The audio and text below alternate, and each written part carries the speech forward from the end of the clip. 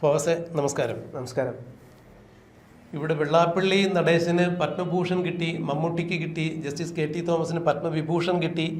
അങ്ങനെ കേരളത്തിന് വളരെ സന്തോഷകരമായ ഒരു സാഹചര്യത്തിലൂടെയാണ് കടന്നു പോകുന്നത്.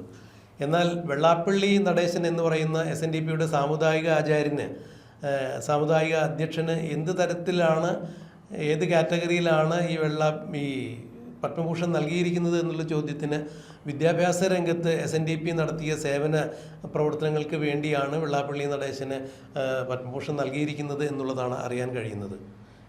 SNDP യോഗത്തിന് കീഴിൽ, SN ട്രസ്റ്റിന് കീഴിൽ ധാരാളം വിദ്യാഭ്യാസ സ്ഥാപനങ്ങളുണ്ട്, SNDPക്ക് വിദ്യാഭ്യാസ സ്ഥാപനങ്ങളുണ്ട്.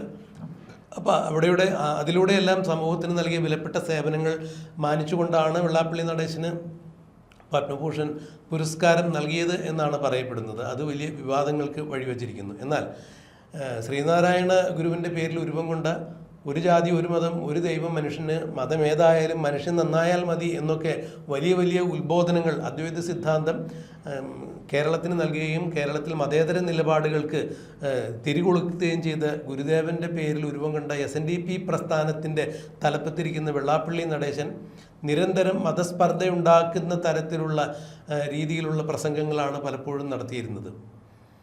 പ്രത്യേകിച്ച് മതന്യൂനപക്ഷ വിഭാഗങ്ങൾക്ക് എതിരെ വെള്ളാപ്പള്ളി നടേശൻ കടന്നാക്രമിക്കുന്നതാണ് കണ്ടിരിക്കുന്നത്. ന്യൂനപക്ഷങ്ങളുടെ അവകാശങ്ങൾ സംരക്ഷിക്കുന്നതിന് വേണ്ടി ഭൂരിപക്ഷ സമുദായങ്ങളെ സർക്കാരുകൾ മൈൻഡ് പോലും ചെയ്യുന്നില്ല, എല്ലാ ആനുകൂല്യങ്ങളും ന്യൂനപക്ഷങ്ങൾക്ക് കൊടുക്കുന്നു എന്നൊക്കെ പറഞ്ഞുകൊണ്ട് തന്നെയാണ് വെള്ളാപ്പള്ളി നടേശൻ ന്യൂനപക്ഷങ്ങൾക്കെതിരെ തുറന്നടിച്ചിട്ടുള്ളത്. അതായത് മതേതര നിലപാടുകൾ, മതനിരപേക്ഷ നിലപാടുകൾ പുലർത്തണം എന്നുള്ള ചിന്തയോടുകൂടി രൂപം കൊണ്ട SNDP സമുദായത്തിൻ്റെ മേലധ്യക്ഷനായ വെള്ളാപ്പള്ളി നടേശൻ തന്നെ മതനിരപേക്ഷ നിലപാടുകൾക്ക് വിരുദ്ധമായി പ്രവർത്തിക്കുന്നു. അദ്ദേഹം മലപ്പുറത്ത് ഒരു യോഗത്തിൽ സംബന്ധിക്കുമ്പോൾ മുസ്ലിം ലീഗിനെതിരെ പരസ്യമായി ആഞ്ഞടിക്കുന്ന കാഴ്ചയാണ് കണ്ടിരിക്കുന്നത്. ഇന്നിപ്പോൾ പത്മഭൂഷൺ പുരസ്കൃതനായിരിക്കുന്ന വെള്ളാപ്പള്ളി നടേശനെതിരെ മറ്റു ചില കേസുകൾ കൂടി പൊന്തി വന്നിരിക്കുന്നു. അതായത് KK മഹേശൻ എന്ന് പറയുന്ന SNDP യൂണിയൻ കണിച്ചുകുളങ്ങര യൂണിയൻ്റെ മേധാവി, അദ്ദേഹം മൈക്രോ ഫിനാൻസ് തട്ടിപ്പ് കേസുമായി ബന്ധപ്പെട്ട് ആത്മഹത്യ ചെയ്തിട്ട് ഏതാണ്ട് 6 വർഷം കഴിയുന്നു. ഈ 6 വർഷം കഴിയുന്ന സാഹചര്യത്തിലാണ്, ആ ഡേറ്റിൽ തന്നെയാണ് വെള്ളാപ്പള്ളി നടേശന് പത്മഭൂഷൺ പുരസ്കാരം കിട്ടിയത് എന്നുള്ളത് കാലത്തിൻ്റെ ഒരു തിരിച്ചടി തന്നെയായിരിക്കാം. എന്തായാലും വെള്ളാപ്പള്ളി നടേശനെതിരെ ഈ KK മഹേശൻ്റെ കേസുമായി ബന്ധപ്പെട്ട് കൂടുതൽ അന്വേഷണം വേണം എന്ന് VM സുധീരൻ, കോൺഗ്രസിൻ്റെ മുതിർന്ന നേതാവ്, തന്നെ ആവശ്യപ്പെട്ടിരിക്കുന്നു. അവിടെ സർക്കാരിന്, അതായത് മുഖ്യമന്ത്രി VD സതീശനും ആഭ്യന്തര വകുപ്പ് മന്ത്രി രമേശ് ചെന്നിത്തലയ്ക്കും VM സുധീരൻ കത്തെഴുതിയിരിക്കുന്നു. കൂടെ മരണപ്പെട്ട KK മഹേശൻ്റെ ഭാര്യയുടെ സങ്കടഹർജി കൂടി അതിൽ ചേർത്തിട്ടാണ് ഈ ഹർജി നൽകിയിരിക്കുന്നത് എന്ന് പറയുമ്പോൾ, പത്മഭൂഷൺ പുരസ്കാരം കിട്ടിയ വെള്ളാപ്പള്ളി നടേശനെതിരെ SIT രൂപീകരിച്ച് അന്വേഷണം വേണമെന്ന VM സുധീരൻ്റെ ആവശ്യത്തെ പിന്താങ്ങിക്കൊണ്ട് ഇപ്പോൾ UDFലെ മുതിർന്ന ഘടകകക്ഷിയായ മുസ്ലിം ലീഗ് കൂടി രംഗത്ത് വന്നിരിക്കുന്നു. വെള്ളാപ്പള്ളി നടേശനെതിരെ അന്വേഷണം വേണം എന്ന് തന്നെയാണ് മുസ്ലിം ലീഗും ആവശ്യപ്പെടുന്നത്. VD സതീശൻ എന്ന മുഖ്യമന്ത്രിയെ, അല്ലെങ്കിൽ VD സതീശനെ മുഖ്യമന്ത്രിയാക്കുന്നതിൽ കൃത്യമായ നിലപാടുകൾ എടുത്തുകൊണ്ട് ആദ്യം മുന്നോട്ട് വന്ന ഘടകകക്ഷി മുസ്ലിം ലീഗ് തന്നെയാണ്. സതീശൻ തന്നെ മുഖ്യമന്ത്രിയാകണം എന്ന തരത്തിൽ ഉറച്ച നിലപാടുകളെടുത്ത മുസ്ലിം ലീഗിൻ്റെ ഇത്തരമൊരു ആവശ്യത്തോട് മുഖം തിരിഞ്ഞു നിൽക്കാൻ ഒരു കാരണവശാലും VD സതീശനും കഴിയില്ല. എന്നാൽ ഇത് ന്യായമായ ആവശ്യമാണ് താനും. ഈ മഹേശൻ്റെ ദുരൂഹ മരണത്തിൽ എന്താണ് സംഭവിച്ചത്, അതിൽ വെള്ളാപ്പള്ളിയുടെ മൈക്രോ ഫിനാൻസുമായി ബന്ധപ്പെട്ട് വെള്ളാപ്പള്ളിയുടെ പങ്ക് എന്താണ് എന്നുള്ളത് അന്വേഷിക്കണം എന്നുള്ള ആവശ്യം കൃത്യമായി പാലിക്കപ്പെടാൻ, അല്ലെങ്കിൽ അത് നടപ്പാക്കാൻ VD സതീശനും മുഖം തിരിഞ്ഞു നിൽക്കാൻ സാധിക്കില്ല. ഇവിടെ മുസ്ലിം ലീഗിൻ്റെ സമ്മർദ്ദം കൂടി വരുമ്പോൾ അക്ഷരാർത്ഥത്തിൽ VD സതീശനും രമേശ് ചെന്നിത്തലയെല്ലാം വെട്ടിലാകുന്ന കാഴ്ചയാണ് കാണാൻ കഴിയുന്നത്. എന്താണ് ഈ കാര്യത്തിൽ സംഭവിക്കാൻ സാധ്യത? മുതിർന്ന മാധ്യമപ്രവർത്തകൻ എന്ന രീതിയിൽ എന്താണ് ഫവാസിൻ്റെ ഈ വിഷയത്തിലുള്ള അഭിപ്രായം? ഒന്ന്, ഞാൻ മുതിർന്ന മാധ്യമപ്രവർത്തകൻ ആയിട്ടില്ല. ഞാൻ ഈ പറഞ്ഞ പോലെ ജേർണലിസം പഠിച്ചു, കുറച്ച് രാഷ്ട്രീയം വീക്ഷിക്കാറുണ്ട്, രാഷ്ട്രീയ പ്രവർത്തനം ഏർപ്പെട്ടിട്ടുണ്ട്, പൊളിറ്റിക്കൽ സ്ട്രാറ്റജിസ്റ്റായിട്ടും കൺസൾട്ടൻ്റായിട്ടും ജേർണലിസ്റ്റായിട്ടൊക്കെ. അപ്പോൾ ഈ കാര്യത്തോട്ട് വരുമ്പം ഈ പറഞ്ഞ പോലെ എനിക്ക് തോന്നിയ കാര്യം, എന്തായാലും വെള്ളാപ്പള്ളി അകത്താവും സത്യസന്ധമായ ഒരു അന്വേഷണം നടന്ന എന്നുള്ള കാര്യത്തിൽ യാതൊരുവിധ സംശയം എനിക്ക് തോന്നിയിട്ടില്ല. പക്ഷേ അത് എത്രത്തോളം നടപ്പിലാക്കുന്ന ഒരു കാര്യമാണ് എന്നുള്ള വലിയ ചോദ്യചിഹ്നമാണ് നടക്കുന്നത്. കാരണം വെള്ളാപ്പള്ളി നടേശനെ സംബന്ധിച്ചിടത്തോളം എല്ലാ പാർട്ടിയിലും, എല്ലാ മുന്നണിയിലും, ലീഗ് ഒഴികെ ബാക്കി എല്ലാ മുന്നണിയിലും കൃത്യമായ സ്വാധീനം ചെലുത്താൻ അദ്ദേഹത്തിന് കഴിഞ്ഞിട്ടുണ്ട്. അതിപ്പോൾ നമ്മൾ BJP എടുത്തു കഴിഞ്ഞാലും CPM എടുത്തു കഴിഞ്ഞാലും CPI എടുത്തു കഴിഞ്ഞാലും കോൺഗ്രസ് എടുത്തു കഴിഞ്ഞാലും കോൺഗ്രസ്സിലെ മറ്റ് പല ഗ്രൂപ്പുകൾ എടുത്തു കഴിഞ്ഞാലും പല നേതാക്കന്മാരും വെള്ളാപ്പള്ളിക്കെതിരെ മിണ്ടാറില്ല.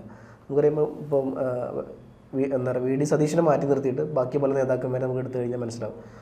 ഈ പറഞ്ഞ പോലെ രമേശ് ചെന്നിത്തല, ആഭ്യന്തര വകുപ്പ് മന്ത്രി രമേശ് ചെന്നിത്തല, VM സുധീരൻ മുൻ കോൺഗ്രസിലെ ഉയർന്ന എന്താ പറയുക നേതാവും അതുപോലെ തന്നെ മുൻ KPCC പ്രസിഡൻ്റൊക്കെ ആയ നേതാവാണ് VM സുധീരൻ. ആ VM സുധീരൻ കത്ത് കൊടുത്തിട്ട് പോലും പാർട്ടി ആ വിഷയത്തിൽ നിശബ്ദത പാലിച്ചു എന്നുള്ളതാണ്. ഒന്നല്ല 2 വട്ടം കൊടുക്കേണ്ടി വന്നു. അപ്പം നമുക്കറിയാം VD സതീശൻ എന്തുകൊണ്ട് മിണ്ടുന്നില്ല എന്ന് വെച്ചാൽ VD സതീശനെ അന്വേഷിക്കണമെന്ന് ആഗ്രഹം ഉണ്ടാവും.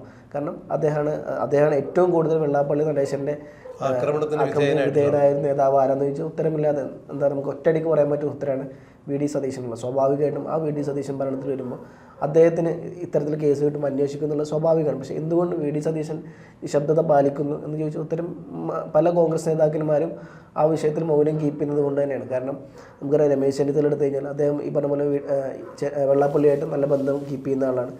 കൊല്ലത്തെ ഒരു MLAയും അതുപോലെ തന്നെ നിലവിലെ മന്ത്രിയുമായ നേതാക്കന്മാർ ഇപ്പം പരസ്പരം ഇത് 2 ഉദാഹരണം മാത്രമാണ്. അങ്ങനെ പല നേതാക്കന്മാരുടെയും പേര് നമ്മൾ പറയേണ്ടി വരും ഇത്തരത്തിൽ പറയുകയാണെങ്കിൽ. അപ്പോൾ മുന്നണിക്കുള്ളിൽ തന്നെ പല നേതാക്കന്മാരും വെള്ളാപ്പള്ളിയുടെ ആളുകളാണ്. അതുകൊണ്ടാണ് ഈ വിഷയത്തിൽ ഇതുവരെ കോൺഗ്രസ് കൃത്യമായിട്ട് മുമ്പോട്ട് പോകാതെ. പക്ഷേ ഇപ്പോൾ VD സതീശന് പിന്തുണയുമായി അല്ലെങ്കിൽ VM സുധീരന് VD സതീശനൊക്കെ പിന്തുണയുമായി ലീഗ് കൂടി രംഗത്തിറങ്ങി എന്നുള്ളതാണ്. കാരണം ലീഗിനെ സംബന്ധിച്ചുള്ള മുന്നണിയിലെ ഏറ്റവും വലിയ 2ാമത്തെ ഘടകകക്ഷിയാണ് ലീഗ്. അപ്പോൾ നമ്മൾ നേരത്തെ നോക്കുകയാണെങ്കിൽ സതീശൻ എന്ന് പറഞ്ഞ ഒരു വ്യക്തിയാണ്. സതീശൻ ഈ പറഞ്ഞ പോലെ ഗ്രൂപ്പുകളുടെ സപ്പോർട്ടില്ല അല്ലെങ്കിൽ MLAമാരുടെ സപ്പോർട്ടില്ല എന്നിട്ട് അദ്ദേഹം മുഖ്യമന്ത്രിയായി. അപ്പം കേസെടുക്കാനായി അദ്ദേഹം പറഞ്ഞു കഴിഞ്ഞാൽ ഒരു പക്ഷേ ചെന്നിത്തല സമ്മതിച്ചുകൊള്ളുന്നില്ല. കാരണം ചെന്നിത്തല കൃത്യമായ ഒരു ഗ്രൂപ്പ് ബാക്ക്ഗ്രൗണ്ട് ഉണ്ട്. പക്ഷേ ആ സാധനമൊന്നും സതീശനില്ല. അതുകൊണ്ട് തന്നെ സതീശൻ പല വിഷയങ്ങളിലും ശക്തി കുറവുള്ള നേതാവ് തന്നെയാണ്. പക്ഷേ ഇപ്പോൾ ലീഗിൻ്റെ സപ്പോർട്ട് കൂടി സതീശന് കിട്ടുമ്പോൾ കാര്യങ്ങൾ വളരെ കൃത്യമാണ്. SIT അന്വേഷണത്തിന് വേണ്ടി UDF എന്തായാലും ഉത്തരവ് ഇറക്കും എന്നുള്ള കാര്യം വളരെ കൃത്യമാണ്. നമുക്കറിയാം ലീഗിന്റെ ആവശ്യം നിഷേധിക്കാൻ രമേശ് ചെന്നിത്തലയ്ക്ക് സാധിക്കില്ല. കാരണം പല കാര്യങ്ങളിലും ചെന്നിത്തല ജയിക്കുന്നിടക്ക് ലീഗിൻ്റെ കൂടി സപ്പോർട്ടാണ്. കാരണം മുന്നണിയിൽ ഒരു പക്ഷെ നമ്മൾ പറയാം കോൺഗ്രസ് ആണ് ഏറ്റവും വലിയ പാർട്ടി. ഇവിടെയാണ് അതിലെ ഒരു പൊളിറ്റിക്കൽ ട്രിക്ക് അവിടെ നടന്നിരിക്കുന്നു എന്ന് പറയുന്നത് നമുക്ക് അങ്ങനെയാണ്. കാരണം VD സതീശൻ ഈ നിലപാടുമായി മുന്നോട്ട് പോകുമ്പോൾ അതിന് ഏതെങ്കിലും തരത്തിൽ ഇടങ്കോല് ഏതെങ്കിലും ഭാഗത്തു നിന്നുണ്ടാവുകയാണെങ്കിൽ തീർച്ചയായും അതിനെ മറികടക്കുന്നതിന് വേണ്ടി മുസ്ലിം ലീഗിൽ നിന്ന് ഇങ്ങനെയൊരു കൃത്യമായൊരു ഹർജി എത്തിയത് തന്നെയാണ്. കാരണം അതിൻ്റെ പിന്നിൽ കൃത്യമായി ഈ ഒരു അജണ്ട കൂടി ഉണ്ടെന്നുള്ളതാണ് ഞാൻ മനസ്സിലാക്കുന്നത്. കാരണം ലീഗ് എപ്പോഴും സതീശൻ്റെ മനസ്സറിയുന്ന ആൾ തന്നെയാണ്. ലീഗിനെ സംബന്ധിച്ചിടത്തോളം ലീഗിന് അഹിതങ്ങളായിട്ടുള്ള ഹിതകരമല്ലാത്ത ഒരു തീരുമാനവും VD സതീശൻ്റെ ഭാഗത്തു നിന്നുണ്ടാവില്ല. എന്നാൽ VD സതീശൻ ഈ വെള്ളാപ്പള്ളി നടേശൻ എന്ന ഈ കീറാമുട്ടിയിൽ ഒരു തീരുമാനം എടുക്കണം എന്നുണ്ടെങ്കിൽ കുറച്ചുകൂടി രാഷ്ട്രീയ പിൻബലം അവിടെ ആവശ്യമാണ്. VM സുധീരൻ്റെ കത്തുകൊണ്ട് മാത്രം പ്രാവർത്തിയാക്കാൻ പറ്റാത്തൊരു കാര്യമാണ്. അവിടെയാണ് മുസ്ലിം ലീഗിനെ പോലുള്ള ഇത്ര പ്രബലമായൊരു കക്ഷിയുടെ ഭാഗത്തു നിന്നും ഇങ്ങനെ ഒരു കത്ത് വരുമ്പോൾ ആ കത്തിൻ്റെ അടിസ്ഥാനത്തിൽ VD സതീശന് കൃത്യമായ രീതിയിൽ കത്തിൻ്റെ പിൻബലത്തിൽ തന്നെ VD സതീശന് ഈ കാര്യത്തിൽ മുന്നോട്ട് ഇറങ്ങാൻ പറ്റും. നടപടിയെടുക്കാൻ രമേശ് ചെന്നിത്തല എന്ന ആഭ്യന്തര വകുപ്പ് മന്ത്രിയെ കൂടുതൽ അതിൽ പ്രതിരോധത്തിലാക്കാനും സാധിക്കും. ഇതാണ് ഞാൻ മനസ്സിലാക്കുന്നൊരു കാര്യം. ഈ കാര്യം ഞാനിതിനോട് യോജിക്കുന്നു. പക്ഷേ ഇതിന് മറ്റൊരു വശം കൂടിയുണ്ട്. ഈ പറഞ്ഞ പോലെ ലീഗ് ഇടപെട്ടിട്ടാണ് ഈ പറഞ്ഞ പോലെ വെള്ളാപ്പള്ളിക്കെതിരെ കേസ് എടുത്തു എന്നുള്ളൊരു നരേഷൻ വന്നു കഴിഞ്ഞാൽ അത് പലതരത്തിലുള്ള ധ്രുവീകരണത്തിലോട്ടും നമ്മൾ കൊണ്ടുപോകുന്നുള്ളത് രാഷ്ട്രീയപരമായിട്ട് ഒരുപക്ഷെ അതിന് കാലതാമസം എടുക്കുമായിരിക്കും. പക്ഷേ എന്തായാലും ധ്രുവീകരണം നടത്താൻ അത് പര്യാപ്തമാണ് എന്നുള്ള സാധനം കൂടി ഒരു പൊളിറ്റിക്കൽ കൺസൾട്ടൻ്റ് എന്നുള്ള അല്ലെങ്കിൽ സ്ട്രാറ്റജി ഞാൻ അങ്ങനെ കാര്യം കൂടി കാണുന്നുണ്ട്. കാരണം അദ്ദേഹം പറയുന്നൊരു ലേബൽ ഇതായിരിക്കും. നമുക്കറിയാം ഇപ്പോൾ കേജ്രിവാൾ പറഞ്ഞ സാധനം അദ്ദേഹം ജയിലിൽ പോയപ്പോൾ താൻ ശ്രീരാമന് വനവാസത്തിന് പോയ ജനങ്ങൾക്ക് വേണ്ടിയിട്ടാണ് താൻ പോകുന്നത് എന്നുള്ള നരേഷൻ അവിടെ കീപ്പ് ചെയ്തു. ആ സാധനം ഇവിടെയും വെള്ളാപ്പള്ളി നടേശൻ പ്രത്യേകിച്ച് ഒരു ഹിന്ദു സമുദായത്തിൻ്റെ നേതാവാകുമ്പോൾ കേരളത്തിൽ നമുക്കൊരു ഭൂരിപക്ഷം ഉള്ളത് ഹിന്ദു സമുദായം തന്നെയാണ്. അതുകൊണ്ട് തന്നെ വെള്ളാപ്പള്ളി ഇറക്കാൻ പോകുന്ന കാർഡ് ഇത് തന്നെയായിരിക്കും. ലീഗിൻ്റെ തീവ്രവാദി സംഘടനയായ ലീഗിൻ്റെ ആക്രമണത്തിന് താൻ വിധേയമായി എന്നുള്ളതും ഇത് തനിക്കെതിരെയുള്ള മാത്രമായിട്ടുള്ള ഒരു പോരാട്ടമല്ല എന്നുള്ളതും കേരളത്തിലെ മൊത്തം ഹിന്ദു സമുദായത്തോടും ലീഗ് കാണിക്കുന്ന ഒരു കാര്യമാണിത് എന്നുള്ളത്. അപ്പോൾ ഇത്തരത്തിലുള്ളൊരു പൊളിറ്റിക്കൽ നരേഷൻ്റെ ഒരു സ്കോപ്പ് ഞാനിവിടെ കാണുന്നുണ്ട്. അപ്പോൾ അവിടെ മറ്റൊരു കാര്യം കൂടി പ്രസക്തമാണ് ഫവാസ്. കാരണം ഈ കൽപ്പറ്റ അടക്കമുള്ള വയനാടടക്കമുള്ള കേരളത്തിലെ വിവിധ SNDP യൂണിയനുകളിൽ നിന്നും ഈ മൈക്രോ ഫിനാൻസുമായി ബന്ധപ്പെട്ട തട്ടിപ്പിനിരയായ ആളുകളുടെ വലിയ വലിയ പ്രതിഷേധങ്ങളും പരാതികളുമാണ് വന്നുകൊണ്ടിരിക്കുന്നത്. അപ്പോൾ ഒരു കേസിൽ വെള്ളാപ്പള്ളി നടേശന് വിജിലൻസ് അന്വേഷണം തന്നെ വേണമെന്ന രീതിയിൽ തന്നെയാണ് അവിടെ തീരുമാനമായിരിക്കുന്നത്. കൽപ്പറ്റയിൽ കേസ് അങ്ങനെ തന്നെ പോയിരിക്കുന്നത്. അപ്പോൾ ഈ KK മഹേശൻ്റെ ഭാര്യയുടെ ഹർജി കൂടി വരുന്നു. കാരണം ഉത്തരവാദിത്തപ്പെട്ട നിഷ്പക്ഷരായ വെള്ളാപ്പള്ളി നടേശന് സ്വാധീനിക്കാൻ പറ്റാത്ത ഉദ്യോഗസ്ഥരെ ഉൾപ്പെടുത്തിക്കൊണ്ടൊരു അന്വേഷണ സംഘം വേണം എന്ന് പറയുമ്പോൾ അവർ ചൂണ്ടിക്കാണിക്കുന്നത് ഈ KK മഹേശൻ മരണപ്പെട്ടിട്ട് ദുരൂഹ സാഹചര്യത്തിൽ മരണപ്പെട്ടിട്ട് 6 വർഷം കഴിഞ്ഞു. അദ്ദേഹത്തിൻ്റെ മരണക്കുറിപ്പ് ഏതാണ്ട് 30 പേജിലധികമുണ്ട്. അത് മരണമൊഴിയായി സ്വീകരിക്കുമെന്നൊക്കെയാണ് നിയമവൃത്തങ്ങൾ ചൂണ്ടിക്കാണിക്കുന്നത്. മാത്രമല്ല ഈ കേസെടുത്തിട്ട് 4 വർഷം കഴിഞ്ഞിട്ടും KK മഹേശൻ്റെ വീട്ടിൽ പലതവണ പോലീസ് ചെന്നിട്ടുണ്ട് ഈ മരണത്തിൻ്റെ അന്വേഷണവുമായി ബന്ധപ്പെട്ട്. എന്നാൽ ഒരിക്കൽ പോലും കേസിൽ 1-ാം പ്രതിയായ വെള്ളാപ്പള്ളി നടേശനെയോ അല്ലെങ്കിൽ അതിൽ 3-ാം പ്രതിയായ തുഷാർ വെള്ളാപ്പള്ളിയെയോ 2-ാം പ്രതിയായ അനിൽകുമാറിനെയോ ഒന്നും ചോദ്യം ചെയ്യുന്നതിന് വേണ്ടി ഒരു കാരണവശാലും പോലീസ് ചെന്നിട്ടില്ല. മാത്രമല്ല ഇത്രയും കൊലപാതകവുമായി ബന്ധപ്പെട്ട് അല്ലെങ്കിൽ ദുരൂഹ മരണവുമായി ബന്ധപ്പെട്ട ഒരു കേസുമായി ബന്ധപ്പെട്ട് 1-ാം പ്രതി 3-ാം പ്രതി എന്നൊക്കെ പറയുമ്പോൾ അവർ ഒരു മുൻകൂർ ജാമ്യം പോലും എടുത്തിട്ടില്ല എന്ന് പറയുമ്പോൾ 2 വട്ടം പിണറായി വിജയൻ കേരളം ഭരിച്ചു. പിണറായി വിജയനിലുള്ള സ്വാധീനം നിമിത്തം തന്നെയാണ് വെള്ളാപ്പള്ളി നടേശൻ ആ രാഷ്ട്രീയ സ്വാധീനം ഉപയോഗിച്ചുകൊണ്ട് തന്നെയാണ് ഒരു മുൻകൂർ ജാമ്യം പോലും എടുക്കാതെ നടന്നത് എന്ന് ചൂണ്ടിക്കാണിക്കപ്പെടുമ്പോൾ ഈ കഴിഞ്ഞ സർക്കാരിൻ്റെ കാലത്ത് രാഷ്ട്രീയ സ്വാധീനം ഉപയോഗിച്ച് രക്ഷപ്പെട്ട പിണറായി വിജയൻ ഇക്കുറി അത്തരത്തിൽ നിയമത്തിൻ്റെ മുമ്പിൽ നിന്ന് മാറി നിൽക്കാൻ പാടില്ല. അതുകൊണ്ട് നിയമപരമായി ഇതിന് അന്വേഷണം ആവശ്യമാണ് എന്നുള്ള ആ ലീഗിൻ്റെ ആവശ്യത്തിന് അത് തള്ളിക്കളയാനും പറ്റില്ലല്ലോ.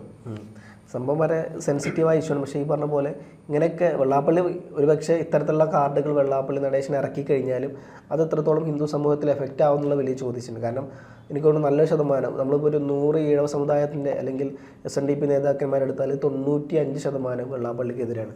അപ്പോൾ ഇത്തരത്തിൽ ഇദ്ദേഹം ഇതുപോലത്തെ ഒരു കാർഡ് കൊണ്ട് മുമ്പോട്ട് വന്നു കഴിഞ്ഞാലും അത് എഫക്റ്റ് ആവോ ഇല്ലയോ എന്നുള്ളത് വലിയ ചോദ്യചിഹ്നമാണ്.